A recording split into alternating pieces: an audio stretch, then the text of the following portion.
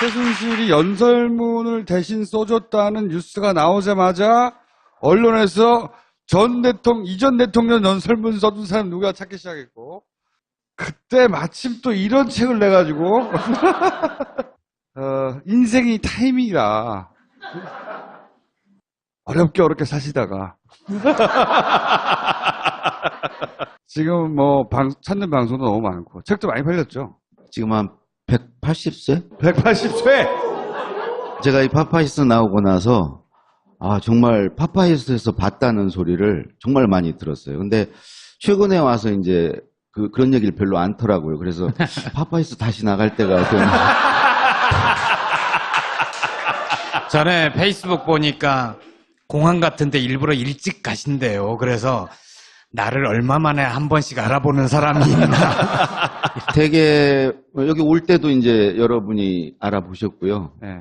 되게 한 100명 중에 한 7, 8명은 알아봅니다. 대단한 거죠, 그러면. 되게 저를 알아보는 분들은 되게 선하세요. 그리고 정말. 예, 그리고 의사 표현이 적극적이시고 근데 되게 이제 알아보는 저를 아는 체 하는 이유가 나도 노무현 안다. 나도 노무현 좋아한다. 우리 같은 동지다. 그래서 그런 마음에서 하는 것 같고, 그런 게 저도 이렇게 뭉클하고요. 다큐멘터리 노무현입니다에서도 꽤 많은 비중으로 출연하셨잖아요. 거기에 이제 씬스틸러라고 김제동 역할을 대신했다고. 원래 김제동 씨도 인터뷰를 하려고 그랬어요, 감독이. 네. 근데 이제 저를 하고 나서 김제동 필요 없다. 이걸로 충분하다. 감독께서 저보고 오달수를 찾았다고. 그래서 제가 시사회를 한 5번 했거든요. 근데 저도 모르는 재능을 파파이스에서 원래 찾았어요. 저는 웃기려고 하지 않았는데 사람들이 전부 웃긴대. 그 전에 이미지는 굉장히 그냥 겸손하고 좀 잘생기고 뭐 이런 이미지였거든요. 근데 이 나온 이후로 갑자기 웃기는 사람이 됐어요. 다음 책 제목 알려드릴게요. 강원국의 말하기. 이걸로 2번째 책을 쓰세요. 이미 레전드가 됐는데 제가 정점을 찍은 거잖아요. 오늘 조심해야 되겠다 말을. 오늘 별로 얻을 게 없어요. 최근에 문재인 대통령의 연설들이 꽤 화제가 되고 있잖아요.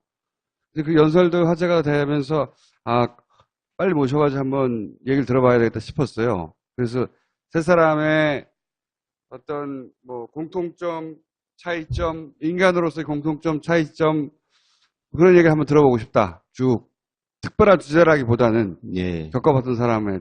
사실 문재인 대통령 잘 몰라요, 제가. 5년간 이제 5년 중에 비서실장, 민정수석, 시민사회 수석 하셔서 그러니까 청와대 울타리 안에 같이 일은 했지만 별로 존재감이 없으셨어요. 그래서 그분은 이렇게 나대는 걸 별로 안 좋아하시더라고요. 나대는 걸. 제가 보신 이제 김대중 노무현 대통령님은 앞에 나서는 걸 좋아하시는 분이에요. 이런 얘기를 해서 될지 모르겠지만 굉장히 인정 욕구가 강하신 분들이에요. 그걸 오히려 에너지화해서 활동도 하시고 여러 가지 이렇게 하시는 분들이죠. 한마디로 이렇게 노무현 대통령님이 왜 이렇게 독서를 열심히 하고 학습광이고 메모를 하시고 이런가 했더니 그 공부한 거를 아는 채 하시고 아니 정말이에요. 항상 이게 호주머니에서 메모한 걸 꺼내셔가지고 저보고 자네는 이런 거 아나? 모른다 그러면 되게 웃주라. 그렇지? 자네는 이런 문장 쓸 수 있나? 그래서 아니요 그러면 역시 나는 카피라이트를 했어야 돼. 그게 그분의 에너지예요. 꼭 깨달은 거, 안 거 이런 것은 꼭 어디 가서 써먹고 그걸 활용하세요. 김대중 대통령은 제가 만날 기회가 없었지만 그분의 이제 책을 보면 옥중서신이나 이런 걸 보면 시종일관 잘난 척. 근데 두 분에 비해서 그 문재인 대통령님은 그렇게 자기 존재감을 드러내고 뭐 이렇게 인정을 받고 이런 거 별로 안 좋아하시는 분이셨어요. 그냥 뭐 예를 들어서 대통령 주재 회의를 한다. 그러면 이제 다른 수석님들이나 이런 분들은 뭐라도 이렇게 한마디 하시고 연설문 검토 회의를 하면 뭐라도 이렇게 지적질을 하고 뭐 이렇게 존재감을 드러내려고 하죠. 대통령한테 한마디 뭐, 그거 좋은 의견이다. 뭐 이런 소리도 듣고 싶어 하고. 근데 문 대통령님은 아무 말도 안 하셨어요. 회의 내내. 네, 회의 내내. 그런데 끝나고 나서 저한테 조용히 오셔서 이거는 아닌 것 같다고. 이건 잘못된 것 같다고. 이거 고쳐야 될 것 같다고.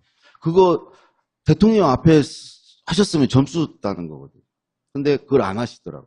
나를 배려한 건지 그냥 나는 그런 얘기 안 해도 어차피 뭐 노 대통령하고 가까운 관계니까 내가 뭐 거기서 이렇게 존재감을 드러낼 필요가 굳이 없어서 그러셨는지는 모르겠지만 그런 거 안 하셨어요.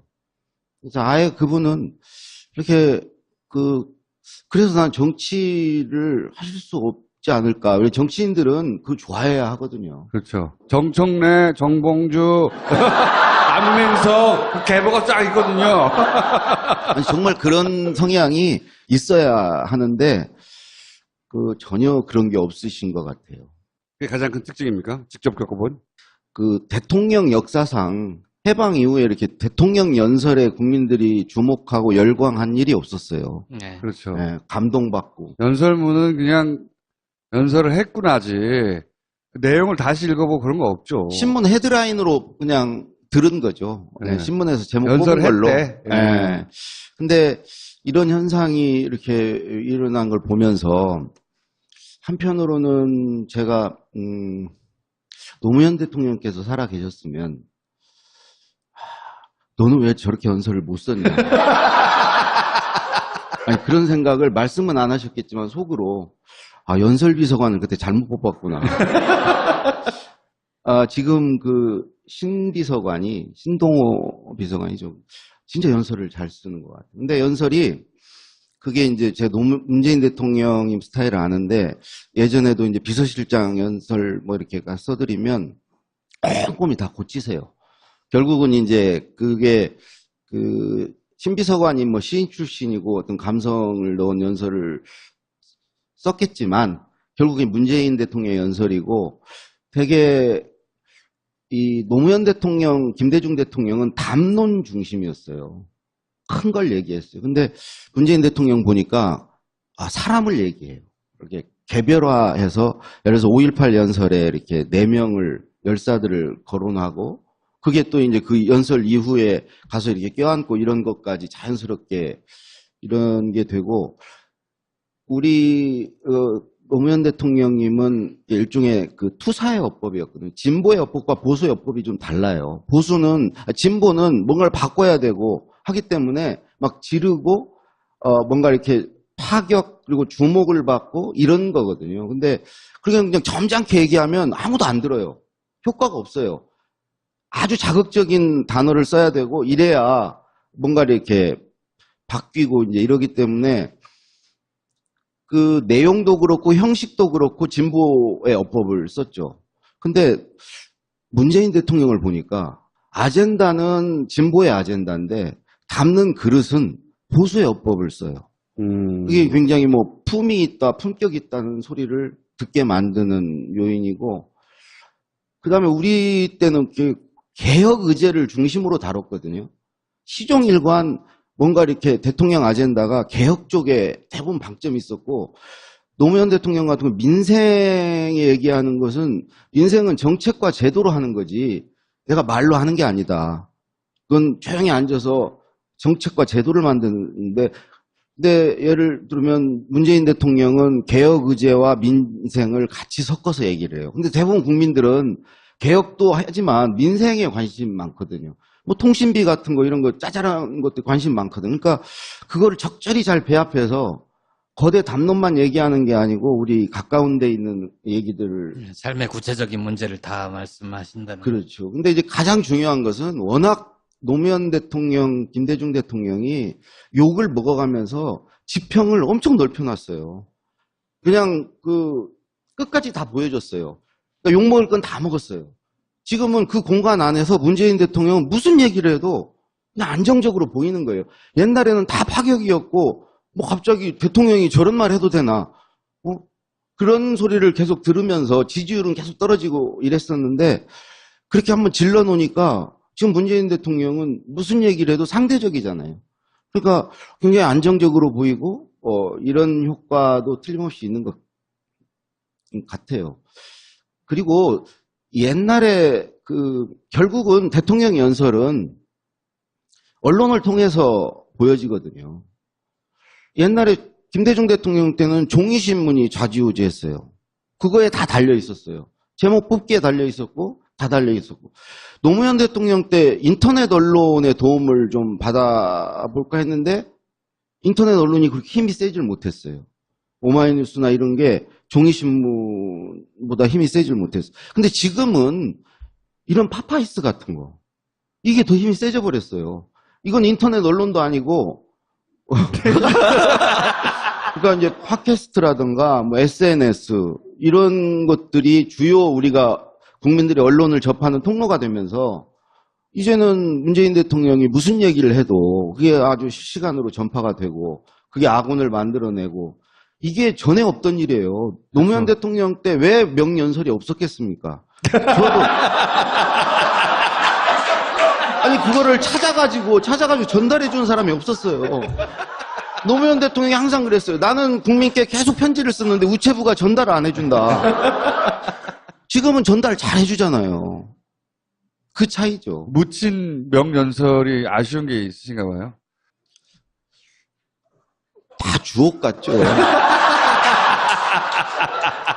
제 페북글을 또 하나 인용을 하면 아까 그 신동호 비서관하고 비교를 해서 얘기를 했어요. 나도 신동호 비서관 참 잘 쓰는데 신동호 비서관처럼 써서 노무현 대통령한테 드렸으면 다 까였을 거다. 이런 식으로. 왜 그렇습니까? 노무현 대통령은요, 그런 게 곰살 맞은 거 있잖아요. 그거 되게 싫어해요. 예를 들어서 국민이 대통령입니다. 이 말 되게 싫어했어요. 내가 대통령이지 무슨 국민이 대통령.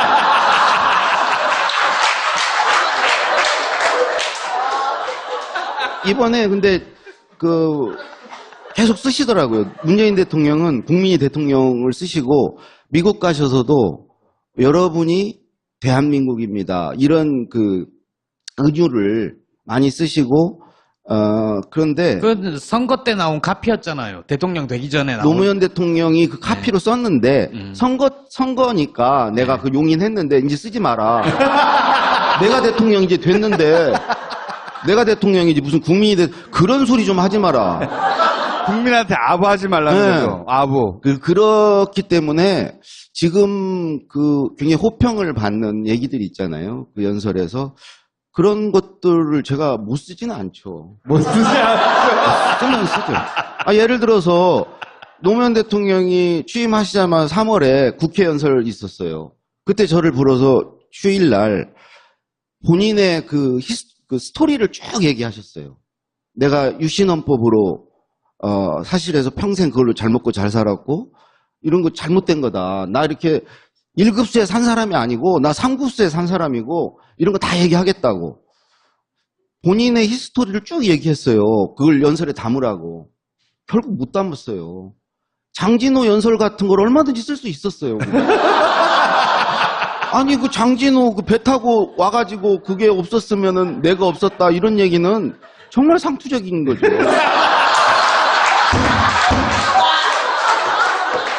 근데 왜 못 쓰셨어요? 노무현 대통령님이 그런 거 싫어하세요. 성격이 그런 거에 예. 보면. 예, 굉장히 그리고- 남성적이에요, 보면. 예, 그리고 이야기가 못 나간 거는 참모들이 못하게 했어요.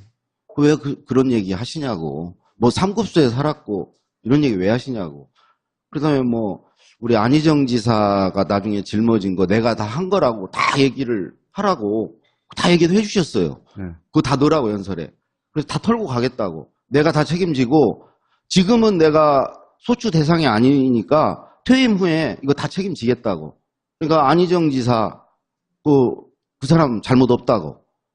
근데 막 열심히 받아 적었는데 나중에 다 빼래. 그걸 다 만들었는데 비서실장이랑 이런 분들이 그거 다 빼라고. 그래서 또 안희정 지사께서도 그때 절대 하지 말라고 그러셨고, 그래서 결국 다 빠졌죠. 그러니까 충분히 이 정서적으로 호소할 수 있는 글쓰기도 가능하고. 그럼요. 저도 원래 뭐 그런 걸 잘 쓰는 사람이에요. 옛날에 뭐 김우중 회장도 올리고 여러 사람. 김우중 회장이 부인께서 신사임당상 받으셔서 부군이 나가서 축사를 해야 돼요. 네. 근데 그 당시 두 분 관계가 안 좋았어요. 그래서 이 부인이 그 여사께서 울어야 된다. 축사를 듣고 감동해서 울어야 된다. 울어야 된다. 그래서 내가 열심히 썼어요. 네. 김우중 회장 본인이 읽다가 우셨어요. 아니 이 정도 쓸 수 있으면 그거 얼마든지 가능하죠. 그 공식이든 비공식이든 전체를 통틀어서 노무현 대통령 시절에 지금 연설 기법과 유사한 내용, 유사한 어떤 연설은 단 한 번도 없었어요? 좀 정서적으로 접근하고? 그분은 그냥 논리예요, 논리. 논리. 논리와 근거. 이런 거지, 뭐, 소프트하고, 뭐, 이런, 정서적으로, 감정적으로 이렇게 접근하는 거, 이런 거. 예를 들어서 뭐, 시장 가서 상인들 손잡아주고, 뭐, 이렇게, 그런다고 시장 상인의 삶이 좋아지냐. 그런 거 좀 하지 마라. 괜히 우리 때문에 민폐 끼친다. 예, 그런 기조였기 때문에. 가식, 쇼, 예, 예. 보여주기. 예. 그런 것에 대해서 아주 알레르기. 알레르기가 있었던 분이고, 보면 굉장히 남성적이고. 근데 사실 그 감수성이 풍부하고 섬세하기도 하잖아요. 엄청 그러시죠. 예. 눈물도 많으시고, 이렇게, 기본적으로 세 분의 공통점은요, 한 두 가지인 것 같아요. 기본적으로 성실하세요. 세 분 다 정말 성실하세요. 그러니까 아랫사람들이 힘들어요. 일을 많이 해야 돼요. 그리고, 따뜻해요. 이, 사람을 보는 시선이 굉장히 따뜻해요. 그 따뜻하면서, 세 분 다 굉장히 공감 능력이 탁월하신 분들이고, 그 따뜻하면서 어떤 정의감도 나오는 것 같고요. 그런 치열함, 이런 것도, 그러니까 뭐, 성실하고 그러다 보니까 그 따뜻함과 결부되니까 매사에게 치열하고, 열심이고 최선을 다하고, 이런 부분은 굉장히 공통점인데, 좀 차이점이 있다면, 김대중 노무현 대통령님은 보다 문재인 대통령님이 경청을 잘 하시는 것 같아요. 듣는 거. 되게 노무현 대통령님도 그러고 김대중 대통령님도 이렇게 말을 많이 하시는 스타일이시 이렇게 별로 듣는 걸 많이 하시진 않았어요. 하고 싶은 얘기를 하시는 스타일인데 문재인 대통령 가만히 보면 경청을 잘 하시는 스타일. 본인한테 뭐 말도 안 되는 요구를 해도 일단 다 들어줘요. 나중에 반박을 할지언정. 근데 내가 이렇게 보면 안에 뭔가 심지가 아주 결기가 있으신 분이에요. 되게 이제 우리 김대중 노무현 대통령은 정치인이셨잖아요. 연설을 쭉 해오신 분이고 연설 스타일도 있으시고 여러 가지 이제 대신에 아무래도 정치인이다 보니까 현실 상황을 많이 고려를 하고 때로는 타협도 하고 이런 게 여지가 있으시죠. 근데 제가 볼 때 문재인 대통령님은 그냥 본인이 약속한 거, 해야 될 거, 이런 거 가차없이 할 것 같아요. 지금 무르게 받다가는 이제 크게 당할 수 있어요. 오히려 두 대통령님보다 타협 없이, 이렇게 다, 이렇게 이룰 걸 다 이루는 쪽으로 하실 수 있는 분인 것 같아요. 최근에 문재인 대통령 연설을 들으면서 비웃었다든가, 야, 저게 뭐야, 라든가, 아니면, 야, 기술이 좀 약한 거 아니야, 라든가. 이런 거에 말려들지 말래요. 그러니까, 노무현 대통령을 우리가 추억하고, 그러면서 이게 마음에 계속 담아뒀는데, 이게 뭐 현실에 노무현이 있는 거예요. 눈앞에서 노무현이 매일 그 문재인 대통령. 그리고 노무현을 계속 보여주는 거예요. 그래서 정말 노무현들 잊혀지지 않을까.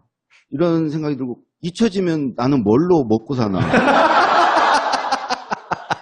연설 비서관 비서로 들어갈 수 있잖아요. 아, 거기요? 예, 다시, 청와대. 그건 문재인 비서실장께서 말씀은 안 하셨지만, 예. 계속 제가 노무현 대통령 혼나는 걸 옆에서 다 지켜봤어요. 아마 쟤는 안 되겠구나. 청와대로 들어갔을 가능성은 없어요, 이제? 아, 불러줄 리가 없고요. 그리고 지금 신동호 비서관이 너무 잘하고 계시고, 그래서 이렇게 쭉 그냥 계속 잘하셨으면 좋겠어요. 신동호 비서관 글쓰기의 약점은 뭡니까? 할 말은 많은데요. 지금 잘하고 있는데 뭐. 아니, 너무 잘하고 있기 때문에 아무도 신동호 비서관 글쓰기에 대해서 뭐랄까, 이렇게 더욱 잘하라고 지적해 주는 분이 없어가지고. 자꾸 잘한다 하니까 거기에 말리면 안 돼요. 왜냐면 계속 잘한다 하면은 그 틀에 갇혀요. 예. 그러면 노란할 수 있어요. 그러니까 하고 싶은 얘기를 해야 되는데 칭찬을 받으려고 하면 그 칭찬받는 쪽으로 이렇게 쓰게 되거든요. 때로는 욕먹을 각오로 써야 되거든요. 네. 이제 욕먹는 순간을 맞아야죠. 언제까지 칭찬받겠어요. 그거를 용기 있게 뚫고 나가야 되는데 이거에 계속 안주하면서 길들여지면 빨리 욕먹기를 원하시는군요. 그 연설비서관이 오래 못해요. 진입하고 좀 바꿔줘야 되는데 예를 들어서 누구로 바꿀까요? 아니 민주정부 3기를 다 연설을 했다. 이런 기록도 되게 중요하잖아요. 아니 우리 역사에 아니, 글쓰기의 약점이 뭡니까, 그러니까? 글쓰기 약점이. 그분 글쓰기에. 자꾸 이렇게 남들이 이렇게 좋아하는 글을 쓰려는 네. 너무 감동적으로 쓰려고 하고 네. 그런 쪽으로 가다 보면 계속 그렇게 가거든요. 덜 감동적으로 써라? 지금이라도 정신 차리고 이 정도 호평을 받았으면 됐다. 이제 쓸 걸 쓰자 이래야 되는데 네. 계속 말리면 네. 안 되죠. 그런 위험 징후를 느끼십니까, 최근에? 아니 너무 평이 좋으니까 네. 그게 오히려 위험한 거죠. 저같이 계속 혼나고 그럼 그게 이제 채찍이 필요해요. 예. 그러면 큰 사고 칠 수 있어요. 너무 칭찬받다 보면 막 잘한다 하다가 한 방에 큰 사고를 빵 칠 수 있어요. 그러면 나한테 기회가 온다? 원래 아시는 사이세요? 아니요, 전혀 모릅니다. 한 번도 본 적이 없어요. 그분은 저를 아시겠죠? 대통령 글쓰기 다음 책은 없어요? 강원국의 글쓰기. 강원국의 글쓰기로? 네. 강원국의 말하기 이런 건 안 나옵니까? 이제 뭐 그게 같이 어차피 말과 글은 이제 같은 거니까 이제는 제 거를 낼 때도 이제 된 거 같고 그 정도 지명도도 있는 거 같고.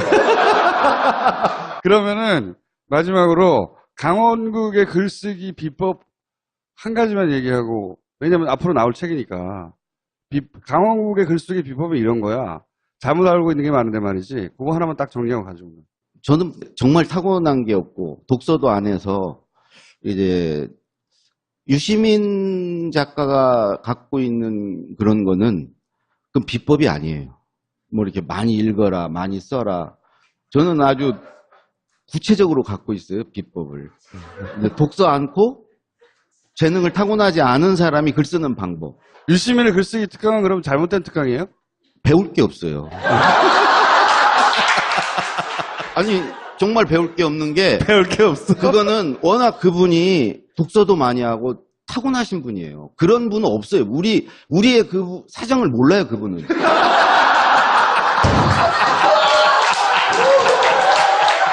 아니 정말로 그래요.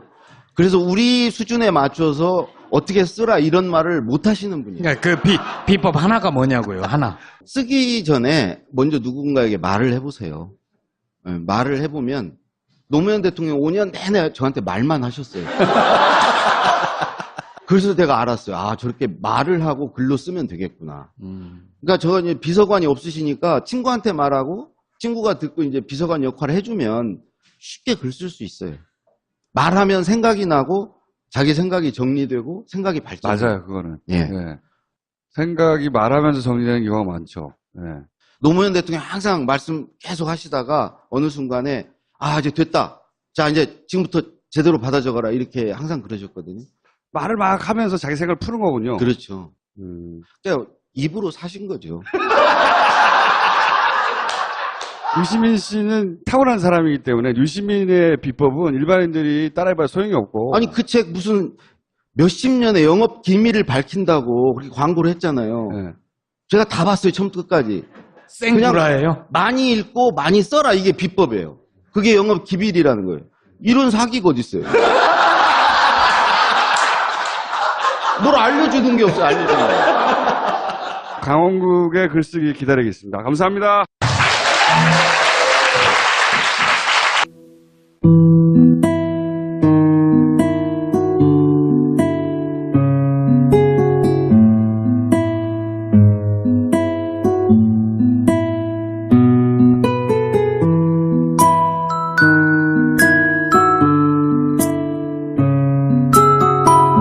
아는 체 하는 이유가 나도 노무현 안다. 나도 노무현 좋아한다. 우리 같은 동지다. 그래서 그런 마음에서 하는 것 같고 그런 게 저도 이렇게 뭉클하고요. 다큐멘터리 노무현입니다에서도 꽤 많은 비중으로 출연하셨잖아요. 거기에 이제 신스틸러라고 김제동 역할을 대신했다고. 원래 김제동 씨도 인터뷰를 하려고 그랬어요, 감독이. 네. 근데 이제 저를 하고 나서 김제동 필요 없다. 이걸로 충분하다. 감독께서 저보고 오달수를 찾았다고. 그래서 제가 시사회를 한 5번 했거든요. 그런데 저도 모르는 재능을 파파이스에서 원래 찾았어요. 저는 웃기려고 하지 않았는데 사람들이 전부 웃긴대. 그래서 그 전에 이미지는 굉장히 그냥 겸손하고 좀 잘생기고 뭐 이런 이미지였거든요. 근데 이 나온 이후로 갑자기 웃기는 사람이 됐어요. 다음 책 제목 알려드릴게요. 강원국의 말하기. 이걸로 2번째 책을 쓰세요. 이미 레전드가 됐는데 제가 이 정점을 찍은 거잖아요. 오늘 조심해야 되겠다, 말을. 오늘 별로 얻을 게 없어요. 최근에 문재인 대통령의 연설들이 꽤 화제가 되고 있잖아요.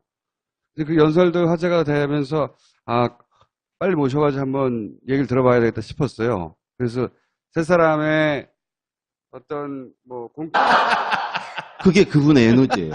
꼭 깨달은 거, 안 거 이런 것은 꼭 어디 가서 써먹고 그걸 활용하세요. 김대중 대통령은 제가 만날 기회가 없었지만 그분의 이제 책을 보면 옥중서신이나 이런 걸 보면 시종일관 잘난 책. 근데 두 분에 비해서 그 문재인 대통령님은 그렇게 자기 존재감을 드러내고 뭐 이렇게 인정을 받고 이런 거 별로 안 좋아하시는 분이셨어요. 그냥 뭐 예를 들어서 대통령 주재 회의를 한다. 그러면 이제 다른 수석님들이나 이런 분들은 뭐라도 이렇게 한마디 하시고 연설문 검토 회의를 하면 뭐라도 이렇게 지적질을 하고 뭐 이렇게 존재감을 드러내려고 하죠. 대통령한테 한마디 그거 좋은 의견이다 뭐 이런 소리도 듣고 싶어 하고. 근데 문 대통령님은 아무 말도 안 하셨어요. 회의 내내. 네, 회의 내내. 그런데 끝나고 나서 저한테 조용히 오셔서 이거는 아닌 것 같다고. 이건 잘못된 것 같다고. 이거 고쳐야 될 것 같다고. 그거 대통령 앞에 하셨으면 점수 따는 거거든요. 근데 그걸 안 하시더라고요. 나를 배려한 건지 그냥 나는 그런 얘기 안 해도 어차피 노 대통령하고 가까운 관계니까 내가 거기서 이렇게 존재감을 드러낼 필요가 굳이 없어서 그러셨는지 모르겠지만 그런 거 안 하셨어요. 공통점, 차이점, 인간으로서의 공통점, 차이점 그런 얘기 한번 들어보고 싶다. 쭉 특별한 주제라기보다는 예. 겪어봤던 사람에 사실 문재인 대통령 잘 몰라요, 제가. 5년간 이제 5년 중에 비서실장 민정수석, 시민사회 수석 하셔서 그러니까 청와대 울타리 안에 같이 일은 했지만 별로 존재감이 없으셨어요. 그래서 그분은 이렇게 나대는 걸 별로 안 좋아하시더라고요. 다들 제가 보신 이제 김대중 노무현 대통령님은 앞에 나서는 걸 좋아하시는 분이에요. 이런 얘기를 해서 될지 모르겠지만 굉장히 인정 욕구가 강하신 분들이에요. 그걸 오히려 에너지화해서 활동도 하시고 여러 가지 이렇게 하시는 분들이죠. 한마디로 이렇게 노무현 대통령님이 왜 이렇게 독서를 열심히 하고 학습광이고 메모를 하시고 이런가 했더니 그 공부한 거를 아는 채 하시. 아니 정말이에요. 항상 이게 호주머니에서 메모한 걸 꺼내셔가지고 저보고 자네는 이런 거 아나? 모른다 그러면 되게 우쭐해. 그렇지? 자네는 이런 문장 쓸 수 있나? 그래서 아니요. 그러면 역시 나는 카피라이트를 했어야 돼. 그래서 아예 그분은 이렇게 그래서 난 정치를 하실 수 없지 않을까. 왜 정치인들은 그거 좋아해야 하거든요. 그렇죠. 정청래, 정봉주, 안민석, 계보가 쫙 있거든요. 아니, 정말 그런 성향이 있어야 하는데 전혀 그런 게 없으신 것 같아요. 그게 가장 큰 특징입니까? 직접 겪어본? 대통령 역사상 해방 이후에 이렇게 대통령 연설에 국민들이 주목하고 열광한 일이 없었어요. 네. 그렇죠. 예, 감동받고. 연설문은 그냥 연설을 했구나지. 내용을 다시 읽어보고 그런 거 없죠. 신문 헤드라인으로 그냥 들은 거죠. 예, 네. 신문에서 제목 뽑은 걸로. 연설했대. 예. 근데 이런 현상이 이렇게 일어난 걸 보면서 한편으로는 제가 노무현 대통령께서 살아 계셨으면 너는 왜 저렇게 연설을 못 썼냐. 아니, 그런 생각을 말씀은 안 하셨겠지만 속으로 연설비서관을 그때 잘못 뽑았구나. 지금 신동호 비서관이 진짜 연설을 잘 쓰는 것 같아요. 근데 연설이 그게 이제 제가 문재인 대통령님 스타일을 아는데 예전에도 이제 비서실장 연설 뭐 이렇게 써드리면 꼼꼼히 다 고치세요. 결국은 이제 그게 신비서관이 뭐 시인 출신이고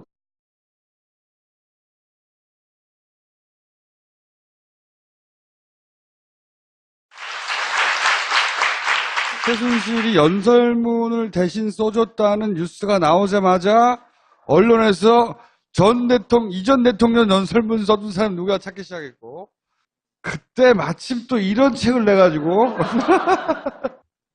인생이 타이밍이라, 어렵게 사시다가,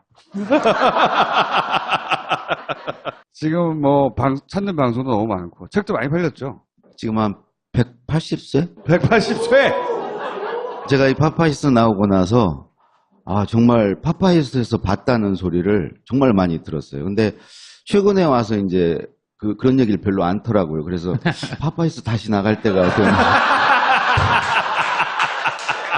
전에 페이스북 보니까 공항 같은데 일부러 일찍 가신대요. 그래서 나를 얼마 만에 한 번씩 알아보는 사람이 있나. 되게 여기 올 때도 이제 여러분이 알아보셨고요. 네. 되게 한 100명 중에 한 7, 8명은 알아봅니다. 대단한 거죠, 그러면. 되게 저를 알아보는 분들은 되게 선하세요.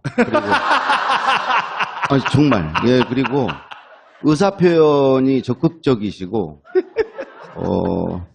근데 되게 이제 알아보는 저를